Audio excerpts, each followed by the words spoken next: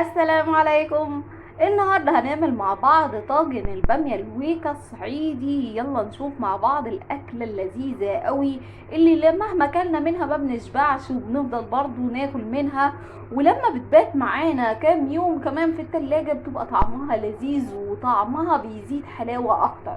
يلا نشوف مع بعض هنعملها ازاي. ادي دي نص كيلو باميه انا مقمعاها، غسلتها الاول وتغسليها كويس قوي وبعدين تقمعيها بالشكل ده، وعليها فصين توم ممكن يبقوا نيين عادي مفيش مشكله. ودلوقتي انا محضره دلوقتي 4 كوبايات من الشوربه. الاكله دي عشان تطلع حلوه ومظبوطه معايا قوي لازم الشوربه بتاعتك تكون مخدومه كويس. شوربه فراخ، شوربه لحمه، مش مشكله، بس المهم تكون مخدومه. ورق لوري، حبهان، مستكه، مرق الدجاج، تحطي توم، حطي بصل. المهم ان انت تقطعيه صغير كده تخليها الشوربه بتاعتك طعمها لذيذه ومخدومه. تمام كده. طيب احنا حاطين الشوربه دلوقتي على النار، نغليها وننزل بالباميه بتاعتي وعليها فصين الثوم. يلا بينا. وادي الشوربه اهي معايا على النار، هنزل بالباميه بتاعتي. طبعا انا بخليها تسخن كويس قوي او تغلي معايا عشان خاطر لما اجي انزل الباميه بتاعتي ما تاخدش كتير قوي على النار وتغمق معايا، تفضل اللي هو شكلها فريش. يلا بينا ننزلها. وادي بعد ما نزلناها اهو مسقطينها في الشوربه، فطبعا هي بتعوم على الوش كده. هنفضل ان احنا نقلب فيها من وقت للتاني لحد ما تستوي معايا.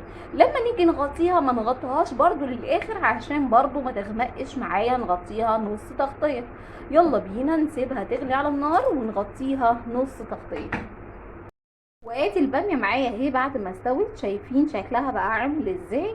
هستنى عليها يا اما تبرد ونضربها في الخلاط اللي هو ضربه صغيره كده، يا اما لو عندنا هاند بلندر برضو هنضربها بالهاند بلندر وهي سخنه كده، يا اما لو عندك مفراق وممكن ان انت تعمليها بالمفراق لو بتحبيها اللي هي ما تبقاش دايبه قوي. يعني زي ما تحبي، دي ليكي مطلق الحريه ان انت تعمليها. طبعا نسيت اقول لكم لو الباميه بتاعتك كبيره وجايباها تقطعيها طبعا، بس بما اني الباميه اللي انا جايباها صغيره بالشكل ده فيا دوبك مقمعاها بس. تمام كده. هنصبر عليها تبرد وبعدين نضربها في الخلاط.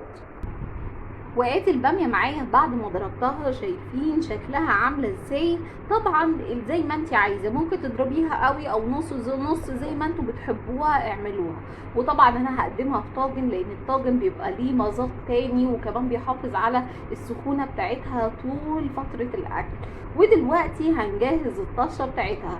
يعني هي اصلا الباميه بتاعتنا شبه الملوخيه بالظبط، نفس الطريقه ونفس التفاصيل. تمام كده.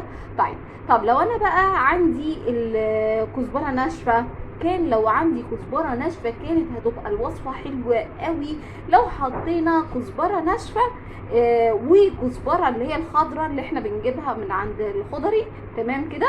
نص نص كده حزمه تحطيها في الخلاط وانتي بتضربي الباميه بتاعتك. تمام كده. وكمان لو حطينا كزبره ناشفه عادي مفيش مشاكل، بس الكزبره الخضراء بتديها لون فاتح جميل كده. تمام كده.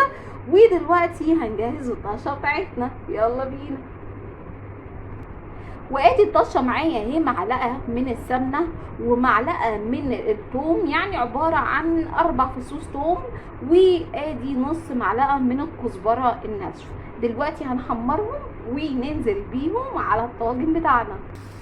وادي الطشه اهي معايا، ننزل بيها على الطاجن بتاعنا، يعني حاجه ما شاء الله تفتح النفس. وادي الطاجن اهو معايا جاهز. طبعا الشويه اللي بيبقوا فاضلين في الطاسه بتاعتنا ننزل بشويه من الباميه على الطاسه بتاعتنا وبعدين نرجع بيهم للطاجن تاني. يعني انا مش عايزه اقول لكم الريحه قلب الدنيا، يعني الريحه فظيعه. بألف هنا يا رب الوصفه تعجبكم، واشوفكم على خير في فيديو جديد، والسلام عليكم ورحمه الله.